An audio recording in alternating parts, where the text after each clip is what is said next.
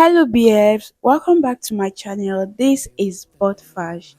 Today I'm going to complete a tutorial posted earlier on. So this is going to be a very detailed sewing tutorial. I'm going to be showing you how to have a neat neckline finishing, how to have a neat zipper finishing, how to have a neat sleeve cutting, and every other thing that I'm going to be explaining in the process. So let's get started with the video. I'm going to start by cutting my red plain fabric, and I'm checking the stretchy part, which is going to be used as the width of my fabric, while the less stretchy part will be used as the length of my fabric. This also helps in eliminating zipper bulge. I've placed my fabric on fold. Now I'm just carefully going to pin my front pattern to the fabric because it's going to be on fold, and then I'm going to go behind stage and do that. Once I'm done, I'll show you guys the end. So I'm done pinning everything. I also went ahead to add half an inch around the neckline, around the shoulder slope, and also around the armhole area. Remember when we drafted this pattern, we indicated that we should add half an inch around these areas. And then the other side, I've already added my sewing and allowance, and around this back waistline, I said I wasn't going to be adding any allowance. So now let's go ahead and cut out our pattern. So once I was done cutting my pattern, as you see me do right now, I'm going to go ahead to cut the first seam. So there are two ways of having a neat finishing at the neck region. It's either you're going to use a bias tape and turn your neckline, or you use the same fabric and turn your neckline. I want my facing to be on my bust point, which is what I'm indicating. So I'm just going to cut it around the armhole area into the neckline region.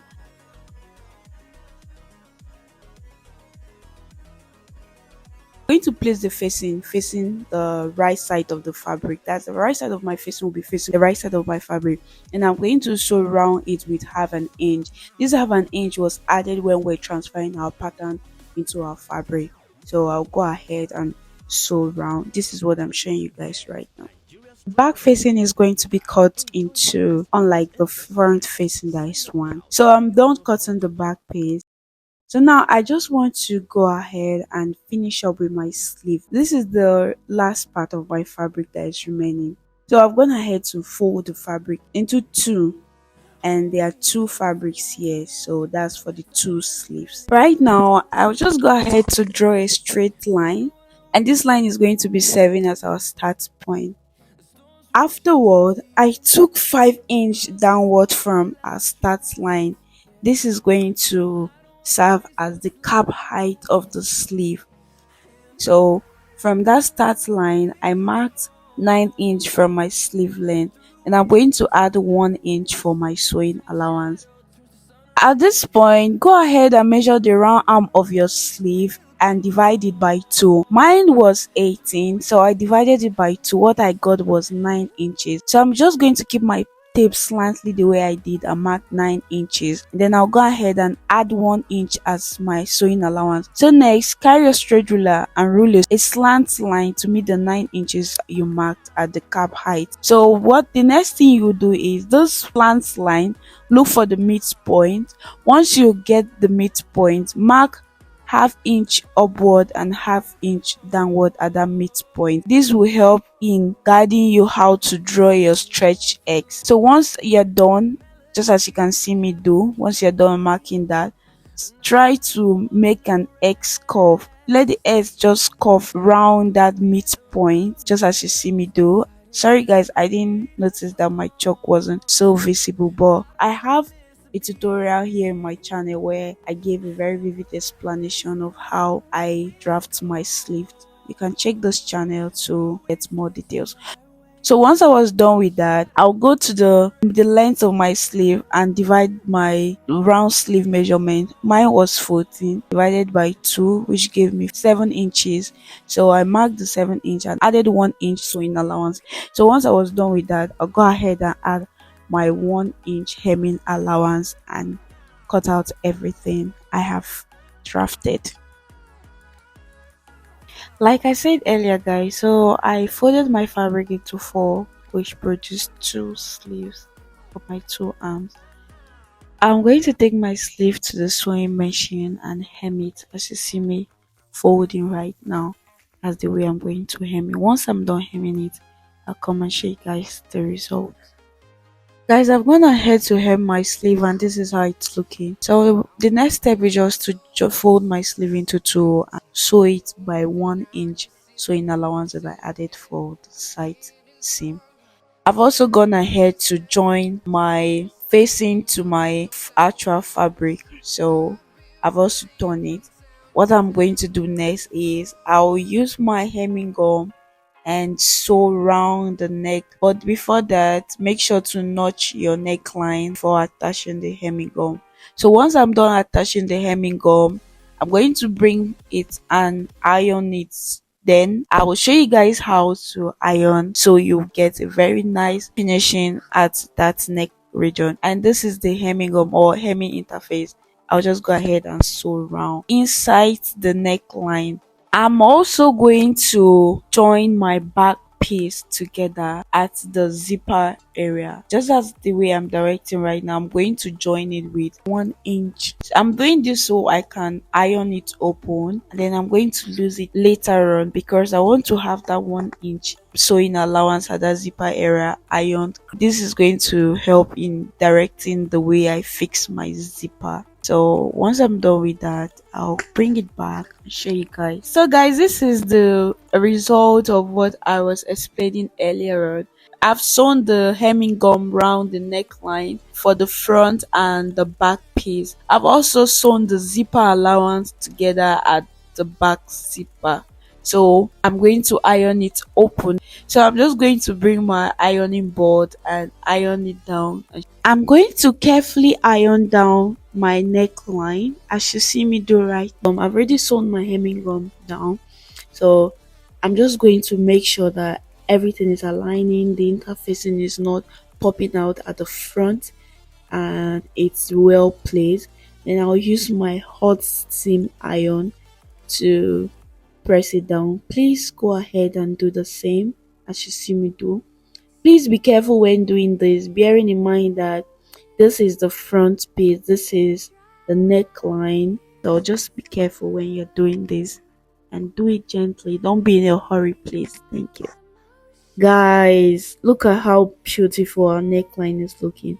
I mean, if nobody tells you, you won't know that this was stitched down. So I'm going to do the same for the back.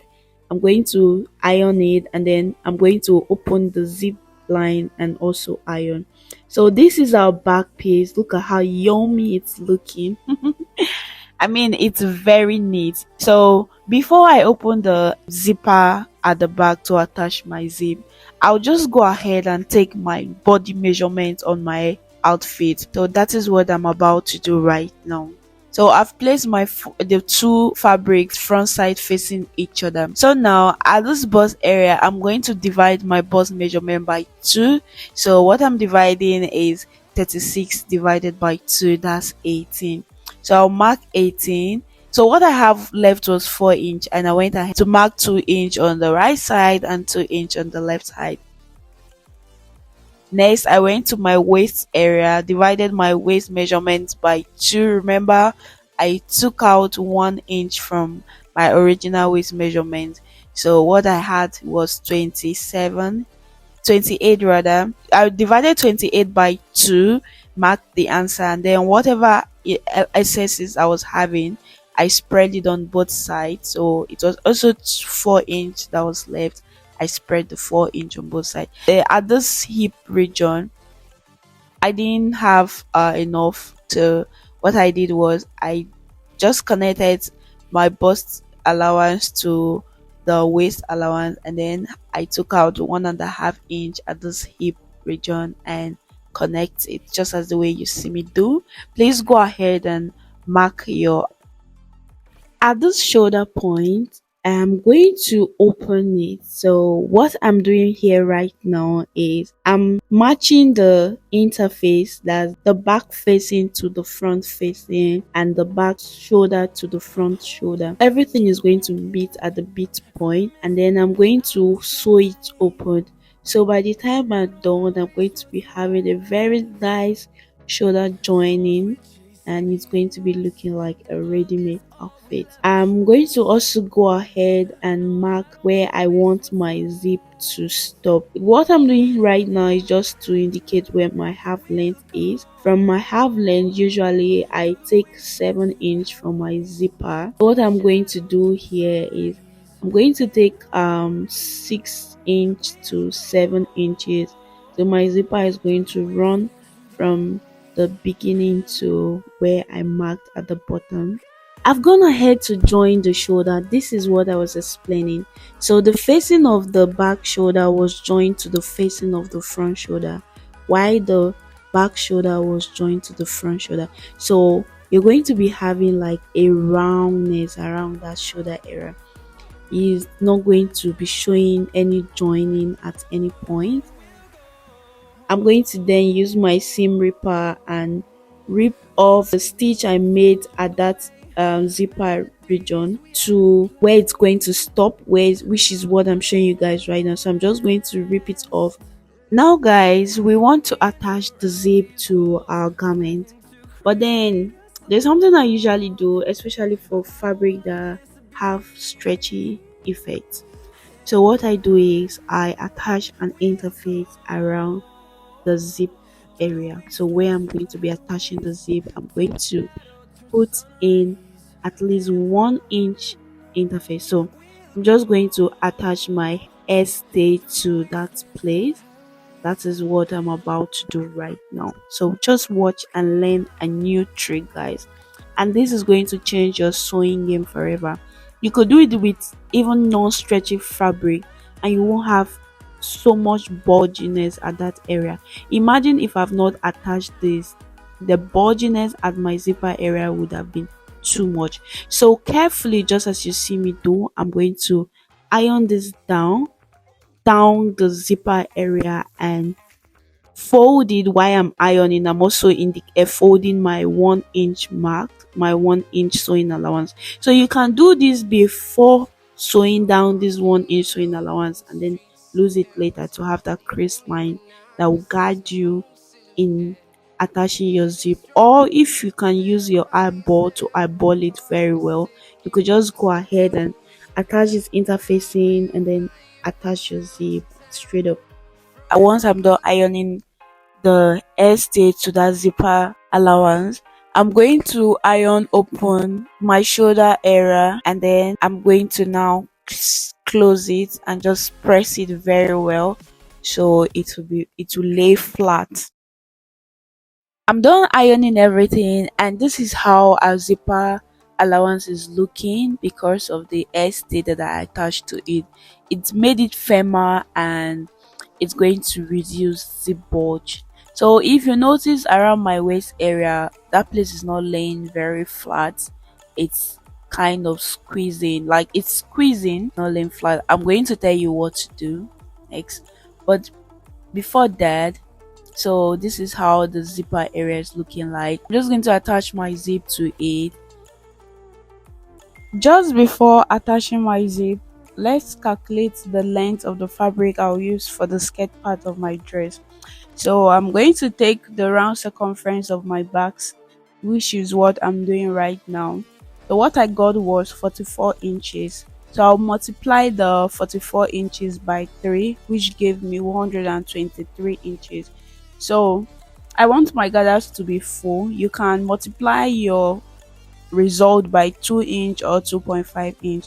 I also go ahead and add 7 inches extra to the length, just to have enough allowance and to have enough gathers. From the drafting part of our tutorial, I showed you guys that from that curvy part of the backs, we are going to measure our half length to that length. What I got was 21.5 inches. From that 21.5 inch, I came down to the full length of my skirt, which was 39 inches. So I minus 21.5 inch from my 39 inches. That was why I got 18 inches. So guys, go ahead and do the same. I'll just cut everything behind seam and I'll come back. I also run 2 stitches for gathers and then fix my zip, and then I'll come back and show you guys the result. I fixed my zip and my sleeve. See how beautiful and neat it's looking. I'll go ahead and turn to the wrong side of the outfit so I can notch the waistline. This is so that that our waist area will relax. But if you feel like you still need the allowance around that waist area, please you could skip this part, especially if you're making for a client. Then I'll go ahead and trim all the excesses I won't be needing anymore, just as you see me doing right now. I have hemmed the strap I cut with the hemming allowance I added. Also, I ran 2 gather stitch at the top, so I'll just go ahead and drag the thread to make gather at that point. Um, Make sure to confirm the measurement at interval so you don't drag too much. So this is what I'm doing right now. Just going to make sure that I've dragged enough gathers, and what I'm looking for is 44 inches plus 1 inch sewing allowance. That's a total of 45 inch. Once I'm okay with the gathers I have made, I'll go ahead and secure those gathers to the top, to my top, with pins before taking it to my sewing machine and sew it with 0.5 inches sewing allowance. So besties, this is how our outfit came out. So beautiful and neat. So I'm going to go ahead and turn into the wrong side so you see how our wrong side is looking. Go ahead and use your serger or weaving machine and weave it neatly. For the facing inside, use your hemming gum to iron it down, or you could use your needle and thread to tack it neatly around the neck area so that it will stay one place. And thank you so much for watching to the end of this tutorial. If you found this helpful and valuable, please share with your friends, loved ones and family. Like and subscribe to join my amazing friends and besties. Thank you so much. See the next tutorial. Stay blessed. Bye.